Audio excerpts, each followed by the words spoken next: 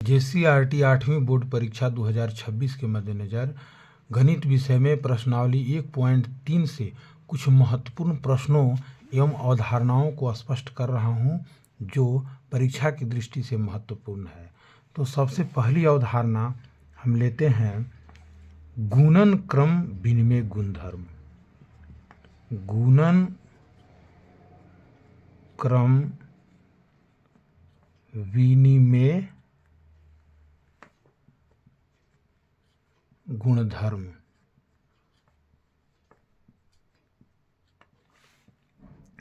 इसमें है कि जब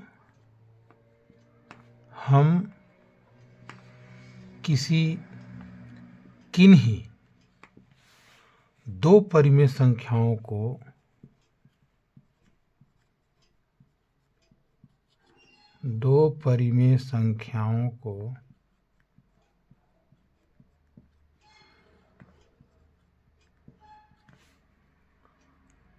किसी भी क्रम में गुणा करते हैं,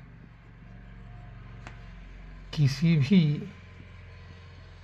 क्रम में अथवा स्थान बदलकर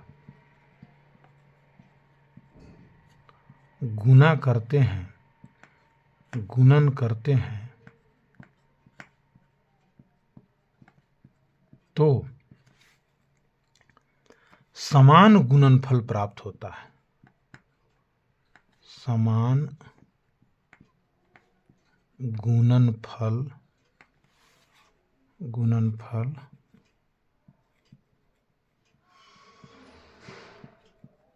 प्राप्त होता है। इसे एक हम सूत्र के रूप में लिख सकते हैं, जैसे A गुने B बराबर B गुने A। तो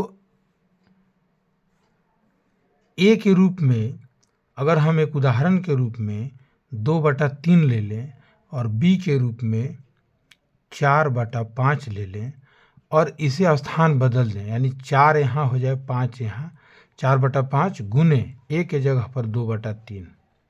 तो जब दोनों का गुना करेंगे तो 4 दूनी 8 और 5 तिया 15। इधर भी 4 दूनी 8 और 5 तिया 15। दोनों का गुणनफल समान है।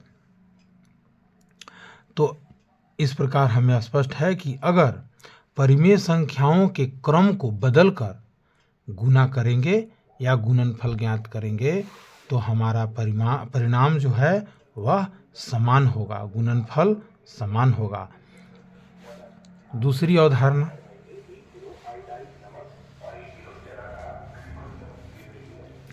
गुणात्मक तत्समक। गुणात्मक तत्समक जब हम किसी परिमेय संख्या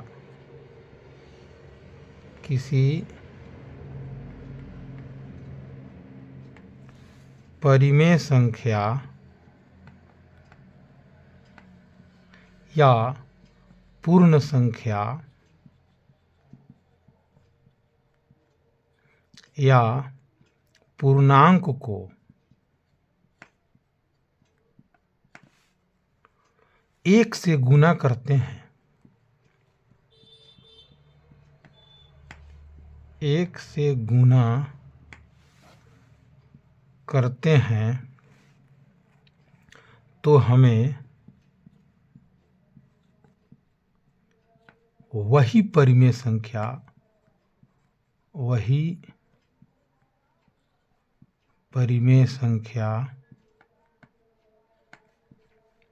पूर्ण संख्या एवं पूर्णांक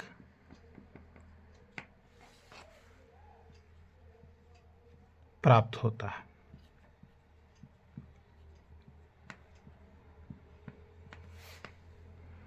जैसे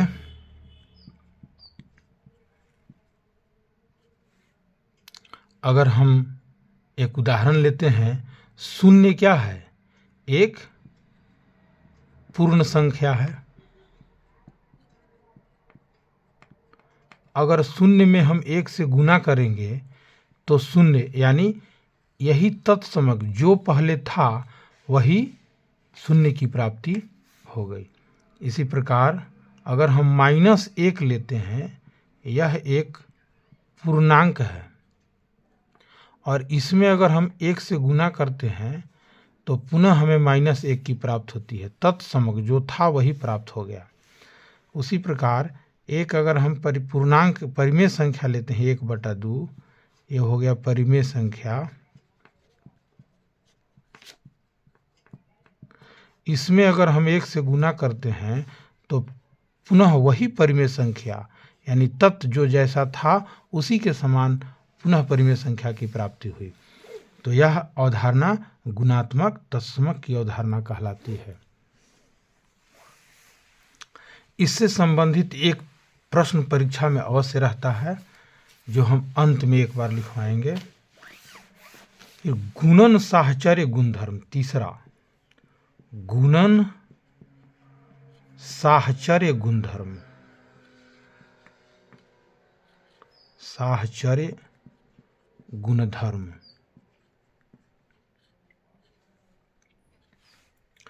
इसमें है कि परिमेय संख्याओं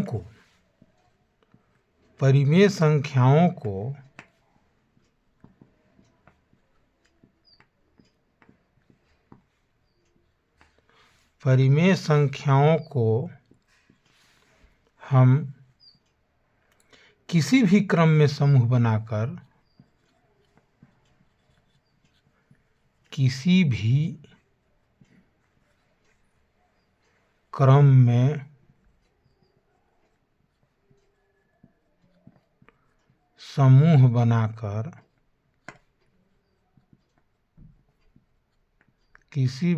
में समूह बनाकर गुना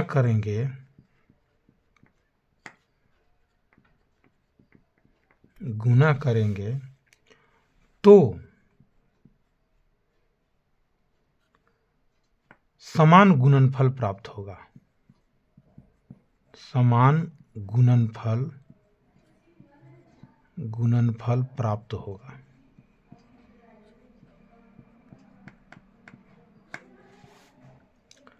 इसे हम एक सूत्र के माध्यम से समझेंगे। ए, बी और सी तीन परिमेय संख्या का गुणनफल हमें ज्ञात करना है।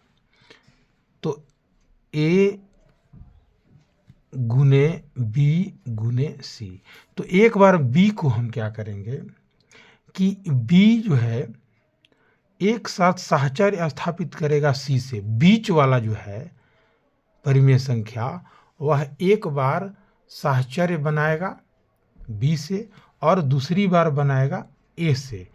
यानी इसका समूह हम बदले, एक बार बी और सी का समूह बनाए और एक बार ए और बी का समूह बनाए।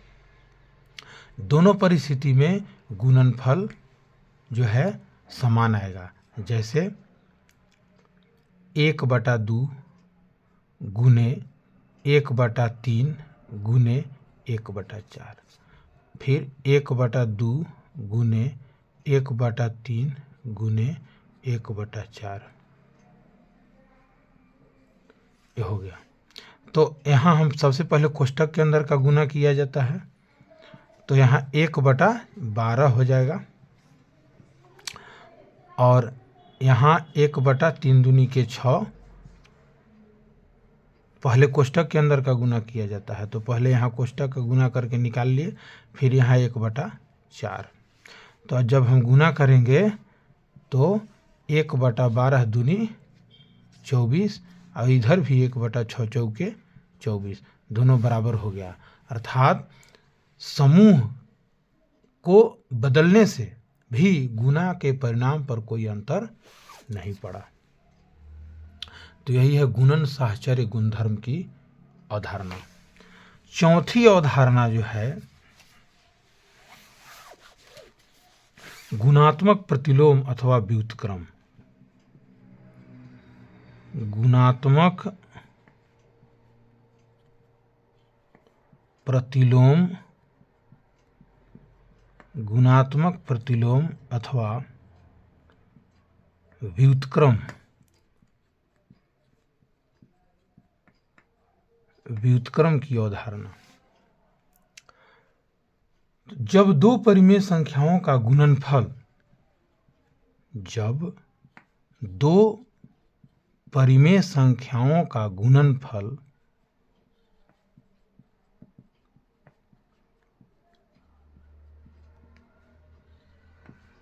संख्याओं का गुणनफल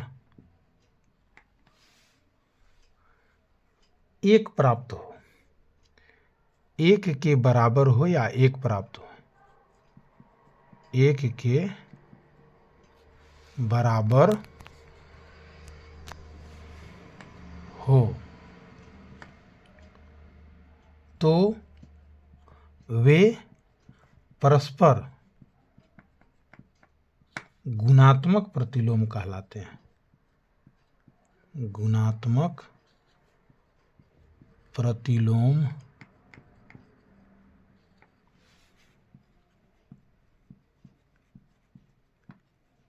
कहलाते हैं।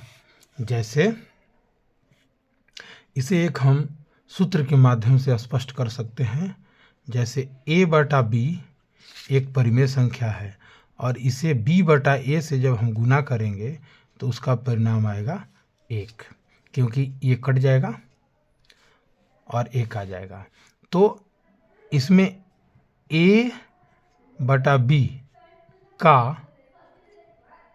व्युत्क्रम अथवा गुणात्मक प्रतिलोम हो जाएगा b बटा a, और b बटा a का व्युत्क्रम अथवा गुणात्मक प्रतिलोम, व्युत्क्रम अथवा गुणात्मक प्रतिलोम a बटा b होगा। तो यही है गुणात्मक प्रतिलोम अथवा व्युत्क्रम की अवधारणा। अब एक और अवधारणा है जिसे स्पष्ट करना जरूरी है, वह 5वीं अवधारणा है शून्य का गुणात्मक गुण। शून्य का गुणात्मक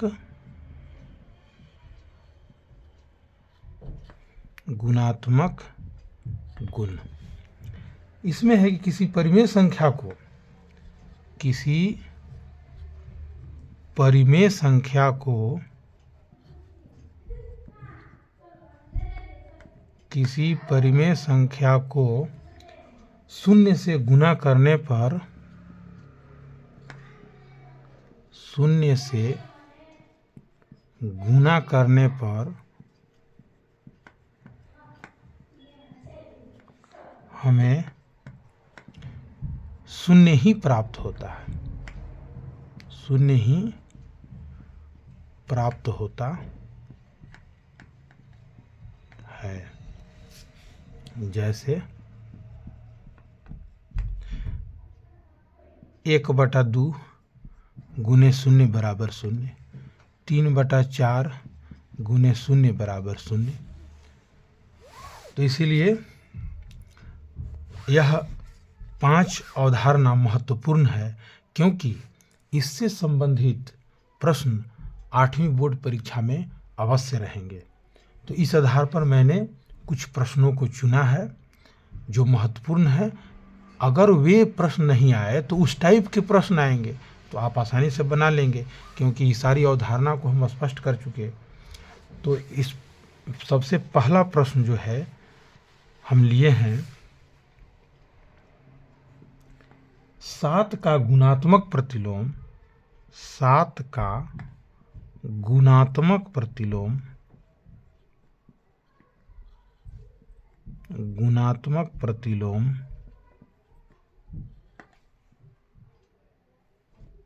क्या होगा, क्या होगा। इस तरह का प्रश्न जो है पूछ सकता है, जिसमें ऑप्शन रहेगा, लेकिन ऑप्शन हम यहाँ पर नहीं लिख रहे हैं, डायरेक्ट हम इसका हल दे रहे हैं, क्योंकि जब आपको बनाने आ जाएगा तो वहाँ आप बना करके खोज करके उसका ऑप्शन सेलेक्ट कर सकते हैं। तो गुणात्मक प्रतिलोम 7 का गुणात्मक प्रतिलोम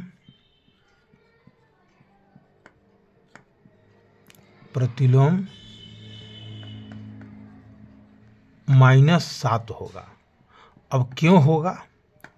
क्यों का यहाँ जवाब है क्योंकि जब हम 7 गुने -7 करेंगे तो इसका 7 गुने 1 मिनट 7 का गुणात्मक प्रतिलोम 1/7 होगा, क्योंकि 7 को जब हम 1/7 से गुना करेंगे तो इसका गुणनफल 1 होगा।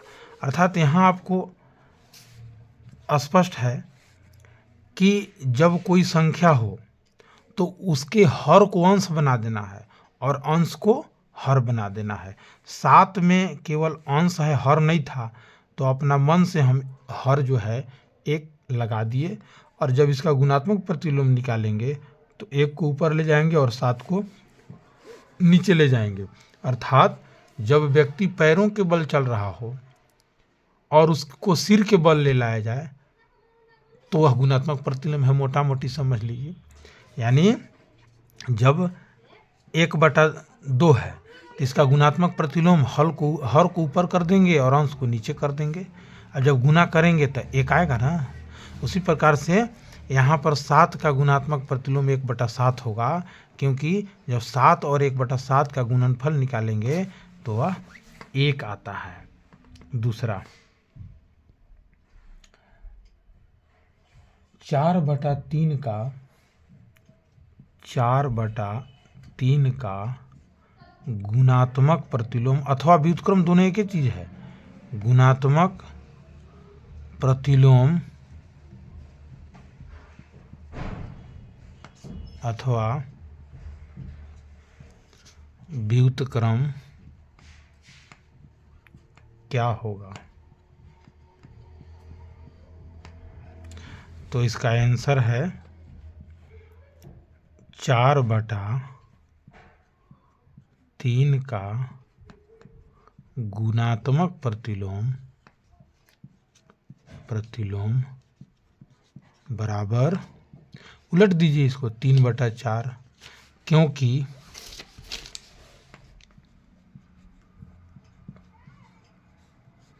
क्योंकि 4/3 को अगर हम 3/4 से गुना करेंगे तो 3 से 3 कटा, 4 से 4 कटा, गुणनफल 1/1 बराबर 1 आया। इसीलिए ये दोनों 4/3 का गुणात्मक प्रतिलोम 3/4, क्योंकि इसे जब गुना किए तो 1 आया। तो इसलिए हमारा ये गुणात्मक प्रतिलोम का अवधारणा से संबंधित 2 प्रश्न में एक प्रश्न और देंगे, जिसमें कुछ बच्चे हड़बड़ाते हैं माइनस का चिन्ह देख करके। तो तीसरा प्रश्न उठाए हैं कि 11/-6 का गुणात्मक प्रतिलोम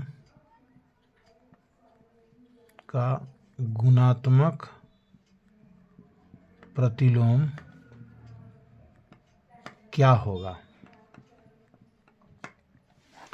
तो इसका आंसर होगा 11/-6 का गुणात्मक प्रतिलोम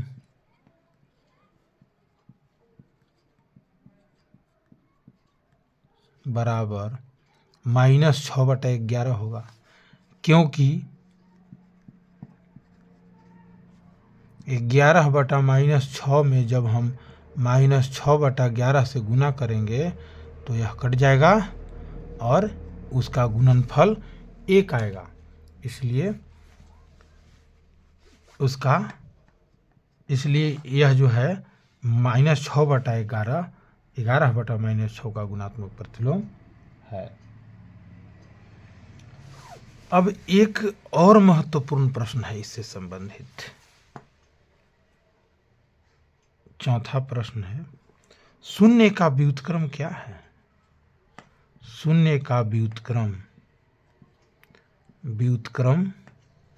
खाली जगह है। तो क्या होगा शून्य का व्युत्क्रम? शून्य ले लीजिए, तो शून्य को ऊपर है, नीचे हम रख देंगे एक, हर बनाएंगे, और जब हर बनाएंगे तो इतना का व्युत्क्रम बराबर 1/0 हो जाएगा। अब 1/0 होगा क्योंकि पलटेंगे, आप पलट देंगे तो 1/0 का मान क्या आता है? जब हम किसी संख्या में शून्य से भाग देते हैं तो शून्य एक अपरिभाषित शब्द है, अपरिभाषित अंक है, इसकी परिभाषा नहीं की गई है, इसलिए इसका मान अपरिभाषित अथवा अनंत आएगा। तो यहाँ इन्फिनिटिव का चिन्ह होगा, या फिर लिख दीजिए अपरिभाषित।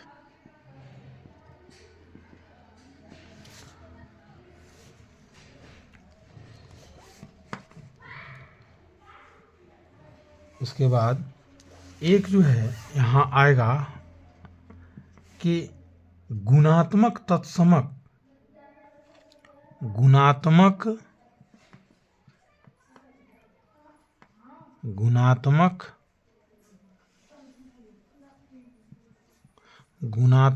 तत्समक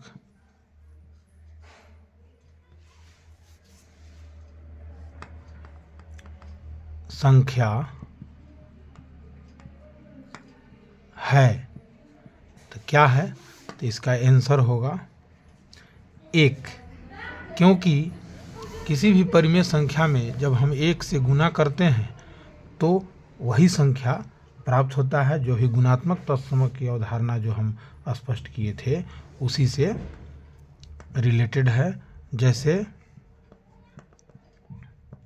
अगर हम परिमेय संख्या 3/2 में 1 से गुना करें तो वही, जब हम कोई परिमेय संख्या 3/2 में 1 से गुना करते हैं तो वही परिमेय संख्या पुनः प्राप्त होता है। इसीलिए 1 को गुणात्मक तत्समक कहा गया है या कहा जाता है।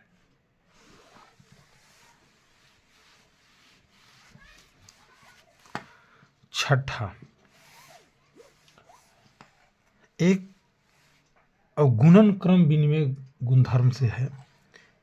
-8/7 गुना 21/12 बराबर 21/12 गुना खाली जगह में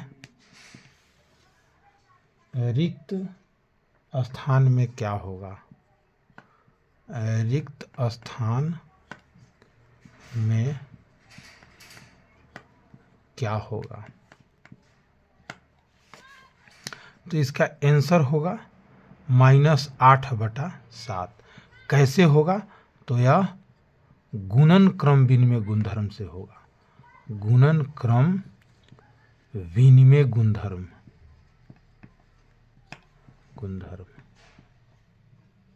इसमें 2 तरह के प्रश्न पूछ सकते हैं। पहला तो रिक्त स्थान को पूर्ति करने से संबंधित आ सकता है, तो इसमें हम इस तरह से भर देंगे a गुने b बराबर b गुने a, लेकिन केवल पूरा भरा हुआ रहेगा और देगा कि यह किस गुणधर्म पर आधारित है, तो गुणन क्रम विनिमय गुणधर्म। अगला प्रश्न है, शून्य का गुणात्मक गुण से दे देगा कि 3/4 अथवा -6 + 0 बराबर क्या होगा? तो शून्य का गुणात्मक -6 गुने 0 अथवा 4 गुने 0 अथवा कुछ भी रहेगा, 3/4 गुने 0 बराबर क्या होगा? तो 0 होगा। यह शून्य का गुणात्मक गुण है। या कोई भी प्रश्न इस टाइप का पूछ सकता है, या इस तरह से भी रह सकता है कि a/b गुने 0 बराबर खाली जगह, तो यहाँ पर 0 होगा। ये शून्य का गुणात्मक गुण है। उसके बाद एक प्रश्न जो है गुणन साहचर्य गुणधर्म से ले रहे हैं। दे देगा कि 1/3 गुना 1/4 गुना 1/5 बराबर 1/3 गुना 1/4 गुना 1/5 किस गुणधर्म पर आधारित है? किस गुणधर्म पर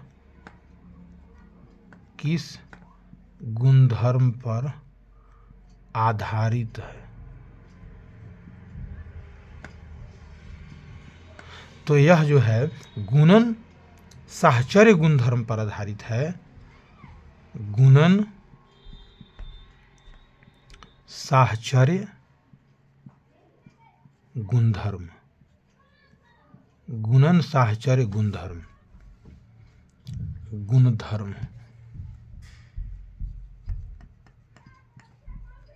पर आधारित या गुण साहचर्य गुणधर्म, बस हो गया।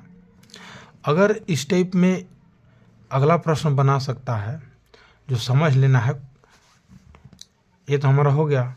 अब इसी को हम सवाल नंबर 9 में बदल देते हैं कि यहाँ पर रहेगा, यहाँ पर एक गैप रहेगा, तो हम क्या भरेंगे?